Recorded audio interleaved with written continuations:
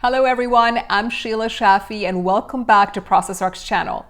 Last week, we highlighted 4 of the most powerful problem-solving methodologies out in the marketplace: Lean, Six Sigma, Design Thinking, and Agile. For each one of them, we highlighted the intent of each of the methodology, what its strengths, weaknesses, and what I love most about them. In today's video, what I wanted to do was, 1, help highlight the 2 types of problems that we are typically tasked with solving, and 2, how each of those methodologies best align themselves to those 2 types of problems. So in other words, what are the things we're tasked with fixing every day, and how do I know when to use each one of them? So let's get started. If we could extract ourselves from the everyday minutiae of the problems that we're tasked with fixing, you will actually begin to detect a pattern. And that is that the world of problems can actually be divided into 2 distinct categories. One has to do with building something new. That means that we would have to build a new product, service, or process that does not exist today. Or we're trying to actually fix something that does exist. And that could be, again, a process, product, or service that we're already offering to our customers, which is great because the world of problem solving also happens to align itself quite well with these 2 types of problems. And here are the 4 that we were talking about last week, in that you've got design thinking, you'll see Six Sigma twice, and I'll explain that in a second. You've got Agile and then also Lean. If we are deciding that the problem that is at hand has to do with us coming up with something new, you will most likely rely on design thinking and the DFSS version of Six Sigma. And DFSS stands for Design for Six Sigma. It was built purely to help engineers come up with new products when it was actually originally formulated. And then over time, it morphed and changed to become something that could also be applicable in the services sector as well. But the point is that every time you're thinking about something new, your tendency should be to start thinking about the design thinking and the DFSS version of Six Sigma. Then you've got Agile that's straddling both worlds. I'll explain that in a second. And then the minute you start thinking about, hey, there is a product, process, or service that I'm trying to fix, your thought should go towards, I will need to use either Six Sigma or Lean or the combination of the 2.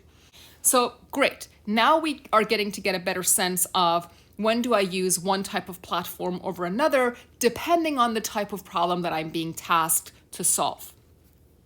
Now, why is it that I have to rely on one type versus another type of a methodology? It all has to do with the strengths of each of these platforms. Again, remember, anytime you're dealing with something new, a new product, service, or a process, fundamentally what you're trying to do is come up and define new service or product features. These are things that are going to be completely new that you don't currently have, which means that there's going to be a heavier reliance on your organization having to go and do market research and listen to the voice of the customer and talking to the customer and observing how they interface with the product to figure out what new features and services are going to be needed to satisfy their expectations. And then you also then have to build and validate prototypes to make sure that whatever you build is actually going to close the gaps that you see in your offerings. And then when you think about Six Sigma and Lean, the focus and the deliverables of those methodologies and the types of problems that it's trying to solve are completely different. The predominant focus of the problem type number 2, which is to fix something that you already have, has to do with measuring, mapping, and identifying the root causes of why something is not performing as you had anticipated or why it's not meeting the expectations of your customers. And then once you come up with the root causes, then your immediate focus shifts towards identifying an implementable solution and then getting that solution in place and making sure that it sticks. Now, the reason why Agile is straddling both types of problems has everything to do with the intent of the methodology, which is to expedite the development of the ideas and solutions that the teams come up with to close gaps or close performance issues. So it doesn't really care whether you are building something new or coming up with a solution for something that already exists. Agile methodology is all about taking that idea, whatever it is you're trying to build or whatever solution you've come up with, and then taking it through its iterative development cycle to help you validate that whatever solution or our new idea you've come up with is going to actually help you resolve the opportunity or issue that you've already identified.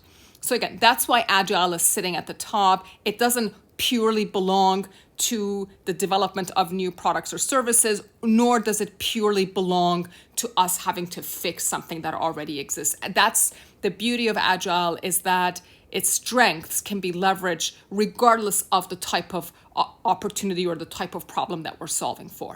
So the methodologies, by the virtue of how they were designed and architected, are going to force you down completely different paths, and they're going to have very different deliverables at the end of it. So there you have it, everyone. We talked about the two types of problems and the best way to align the different methodologies with each one.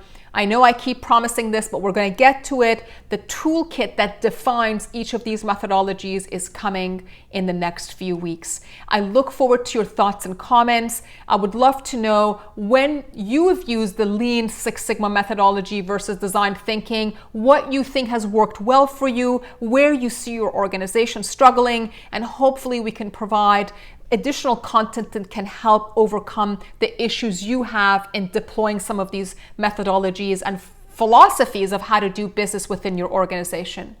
Thank you so much, and I look forward to seeing you next week.